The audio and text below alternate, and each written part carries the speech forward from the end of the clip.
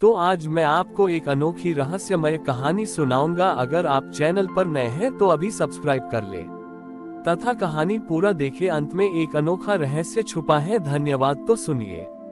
बहुत पुरानी बात है। एक गहरे अरण्य जंगल के बीचों बीच चित्रगुप्त नाम का एक छोटा सा गांव था, जो अपनी मिट्टी की कलाकारी के लिए जाना जाता था। वहाँ आर्यन नाम का एक युवक रहता था, जो मिट्टी से बर्तन बनाता था। आर्यन की एक विशेषता थी, वह जब भी चौक कुम्हार का पहिया घुमाता तो वह कोई गीत नहीं गाता, बल्कि पूर्ण मौन रहकर मिट्टी के भीतर महादेव की धड़कन सुनने की कोशिश करता था। एक वर्ष उस क्षेत्र में भयानक अकाल पड़ा, लेकिन वह अकाल अन्न का नहीं बल्कि मिट्टी का था। जमीन इतनी सख्त हो गई कि कुम्हारों के लिए मिट्टी खोदना असंभव हो गया। गांव के सभी कुम्हारों ने काम बंद कर दिया, लेकिन आर्यन हर दिन सूखी नदी के किनारे जाता और सूखी कठोर मिट्टी को अपने आंसुओं से गीला करने की कोशिश करता। एक दोपहर जब वह थककर एक सूखे बरगद के नीचे सो गया, उसे स्वप्न में एक सुनहरा बैल नंदी का प्रतीक दिखाई दिया।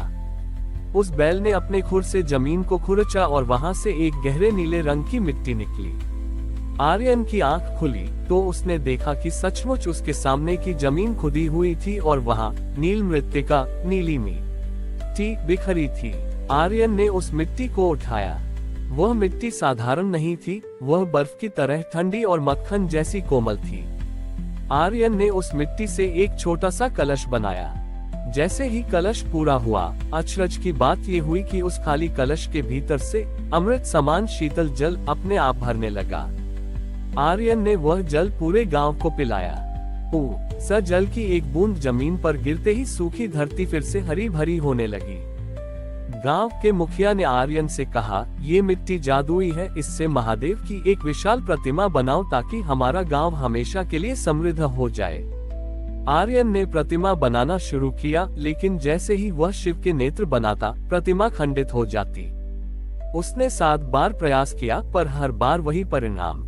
आर्यन समझ नहीं पा रहा था कि महादेव क्या संकेत दे रहे हैं। उस रात एक साधारण से लकड़हारे के रूप में महादेव उसके पास आए और बोले, पुत्र, तुम मुझे आकार में बांधन एक ही कोशिश क्यों कर रहे हो?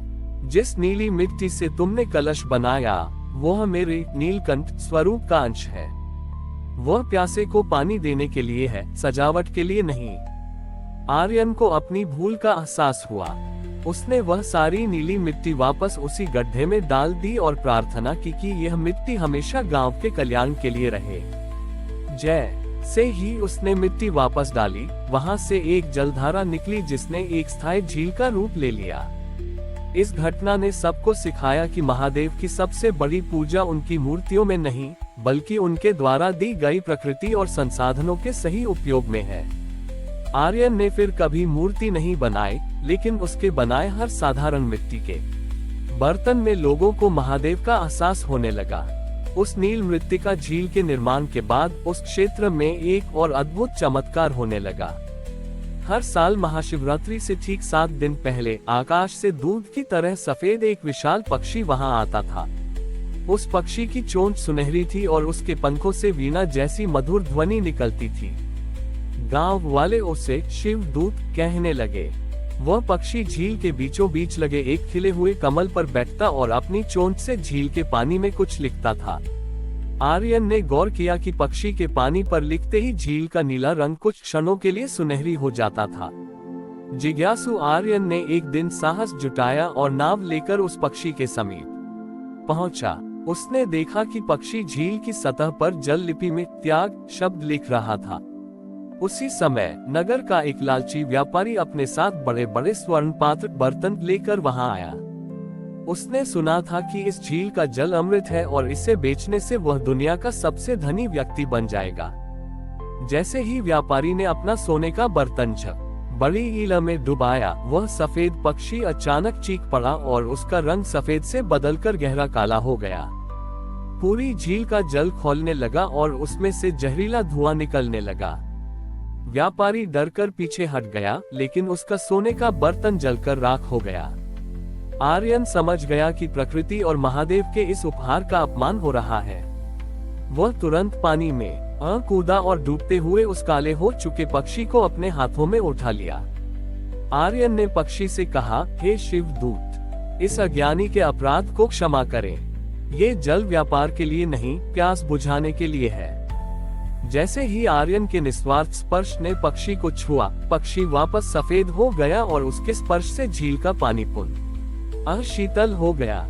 उस पक्षी ने अपनी चोंच से आर्यन के माथे पर एक तिलक लगाया, जिससे आर्यन को जीव जंतुओं की भाषा समझने की शक्ति मिल गई। पक्षी ने आर्यन से कहा, जब तक इस झील का जल मुफ्त में बांटा जाएगा, यह अमृत रहेगा। जिस दिन इसका मूल्य लगाया जाएगा, ये विष बन जाएगा। व्यापारी ने ये सुना तो उसका अहंकार चूर चूर हो गया।